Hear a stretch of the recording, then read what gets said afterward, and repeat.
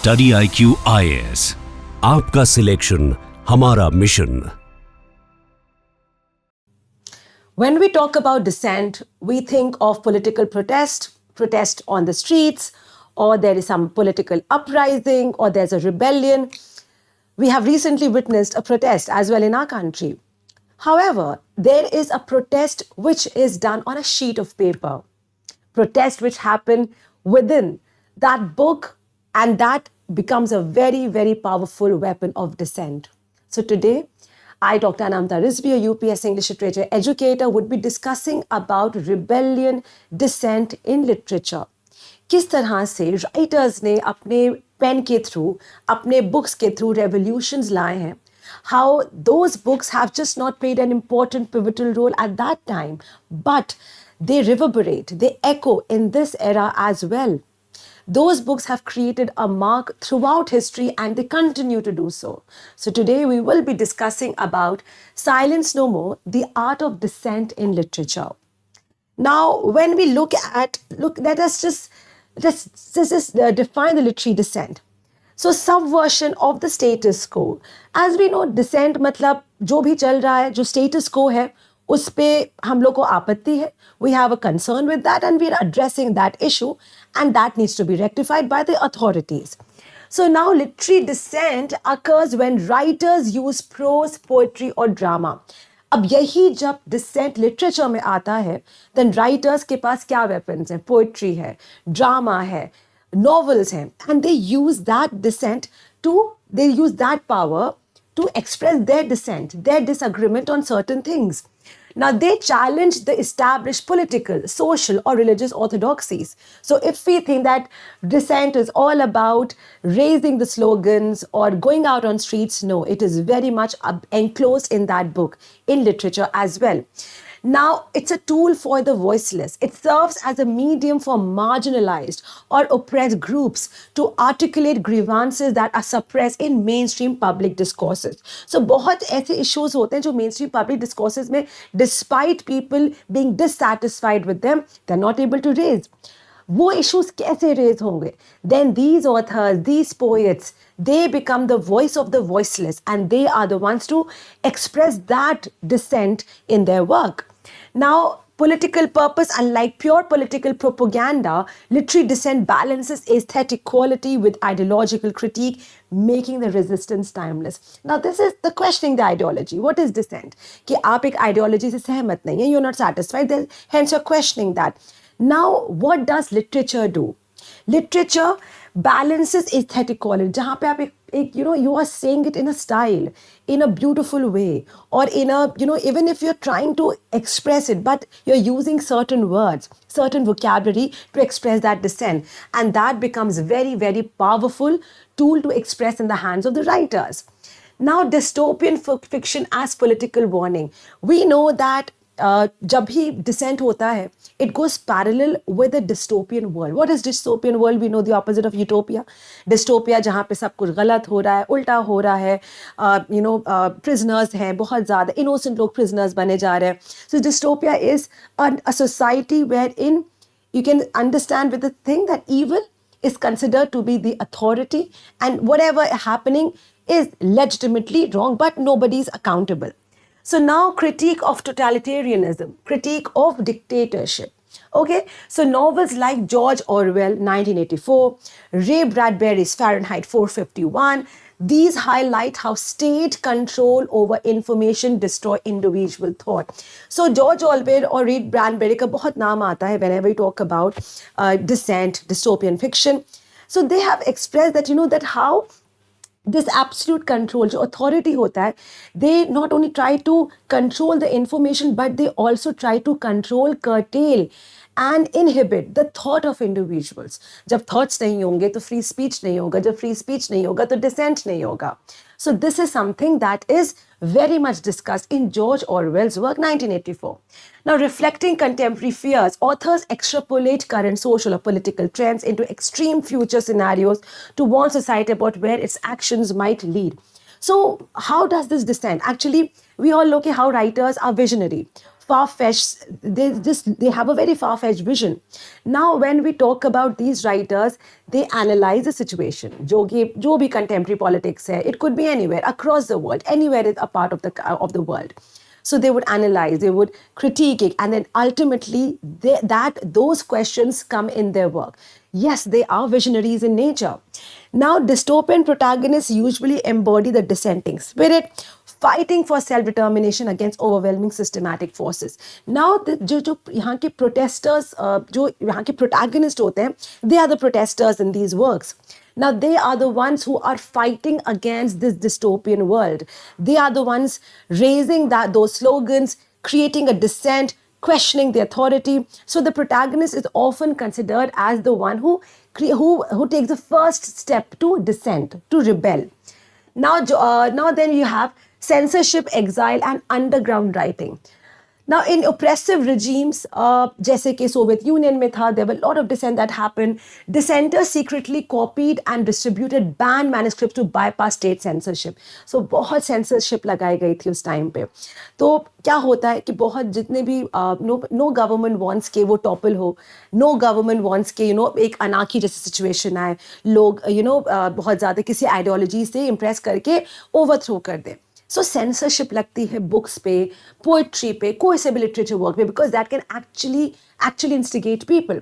So लेकिन क्या हुआ था कि a lot of writers at that time चोरी से, चुपके से, pirated version से, कैसे भी तरीके से अपना work चाह रहे थे कि लोगों तक पहुँचे. So they took huge risks. So can you see that the power of literature does not only, ये नहीं कि बस you have to write or you just have to get the work print, but this absolute excitement for the readers to be convinced with their writers is one part of your dissent literature.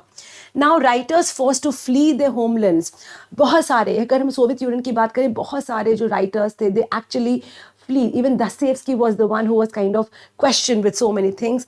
When direct critique risk imprisonment or execution, authors use allegory, fable, and double entendre to hide dissenting messages in plain sight. So coded language use होती है. Allegory use होती है. Allegory क्या होता है? जब हम characters को इस तरह से प्रोजेक्ट करते हैं कि रीडर को समझ में आ रहा है कि कोई पॉलिटिकल फिगर या किसी के बारे में बात हो रही है. ओके, पोस्ट मॉडर्निज्म का भी बहुत बड़ा पार्ट है. So this becomes very important. Then you have reclaiming narrative. Now, writers from colonized regions, they use literature to challenge Western-centric histories to restore their cultural heritage. Now, एक dissent इसमें भी होता है जब post-colonial writers कहते हैं enough of getting brainwashed from our masters, from our colonial writers, we need to present our own history. तो ये एक तरह का rebellion है in order to reclaim your own culture, your own language, your own ideologies. So that is also seen, reclaiming narrative, जब हम लोग अपना narrative खुद लिखें. Now, post-colonial literature often subverts or adapts a colonizer's language to critique the lingering power dynamics of imperialism. Now, what does this mean? So dissent does not only curtail to certain rebellions or something, but to larger movements wherein you want to reassert and reignite your own culture, your own language. Why? Because it has been oppressed since years and years. This is exactly what happened with our country. The way we were presented, the way India was presented was very dark, dim, uncivilized, uncultured. But no, there were writers who came up who said that this is our land, this is our country. Multiculturalism, pluralism is the beauty, the essence, the soul of this country. So they were the ones to bring up, and this will also be considered as dissent. So post-colonial being considered as a dissent is a very legitimate thing because that's what many writers did. Now, works in this genre eliminate the economic, social, and psychological damage inflicted on indigenous populations. So, of course, a lot of people get affected by this, इसमें क्या होता है कि especially when such kind of literature comes, जब हम dissent post-colonial literature में देखते हैं to reclaim their identity, there is a very renowned sense of patriotism. And this is, of course, a post-colonial literature का बहुत important segment. Now, satire and allegory as subversive tools. So, mocking authority without detection. Satirical works like Jonathan Swift Gulliver Travel use absurd scenario to ridicule political corruption, and social hypocrisy. So now dissent does not only, like it happens regarding any ideological concern, the post-colonial narratives, but also when you need to also like show the mirror to the society that these are the follies that the society has. It needs to rectify. So that subtle way of saying is also dissent, wherein you are questioning, you're challenging the ideologies that is so easily followed by the masses. You are saying that, put a stop to it, think about it, ponder about it, are we doing the right thing? ये किसने किया है? ये बहुत ही खूबसूरती Jonathan Swift ने किया है अपने सटारिकल वर्क में, दैट इज गुलिवर ट्रैवल. अगर हम लोग सटारिकल वर्क की बात करें तो it was also rape of the lock, that was by Alexander Pope, essay on man Alexander Pope. So all these जो satirical works all they also have a very strong way of projecting themselves as dissent literature. So agar satire hai, it has a purpose. Satire is a very intelligent form of literature, and satire is used the maximum in dissent literature. So now jaise ki allegories like George Orwell's Animal Farm break complex political revolutions into some simple fables.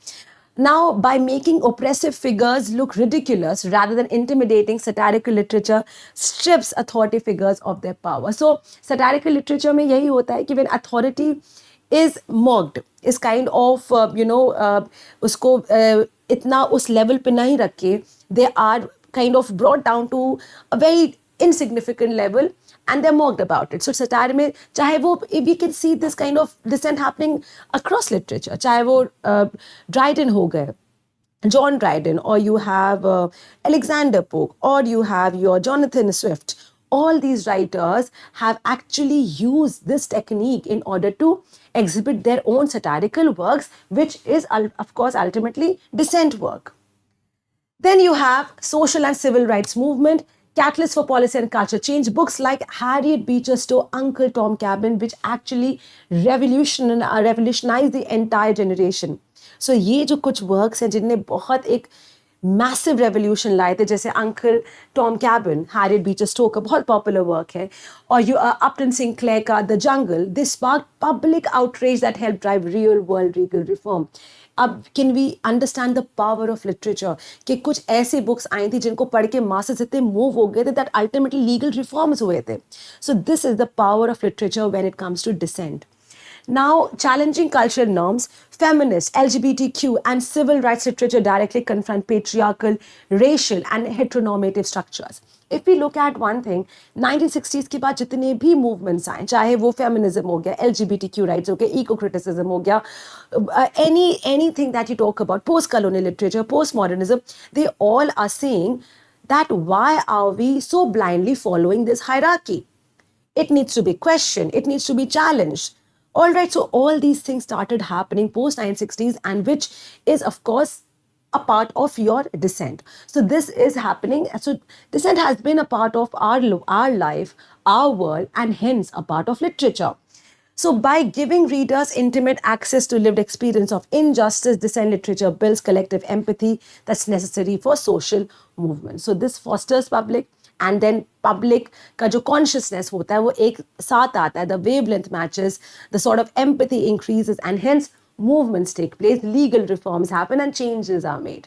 All right, so this was a very small part of dissent that I wanted to talk about it. If you are really interested in such kind of discussions, which will ultimately help you in writing wonderful answers for your UPSC exam, so be a part of it. This will not only help you increase your intellect, but will also give you various topics to talk about. बहुत discussions होते हैं हमारे classes में. Every day, I have my class at 1 p.m. All right, so I'll just write it down. 1 p.m. में मेरी class होती है. The batch is starting on 10th August. All right, so remember, एक fresh new batch start हो रहा है. I'm going to start with a complete new text.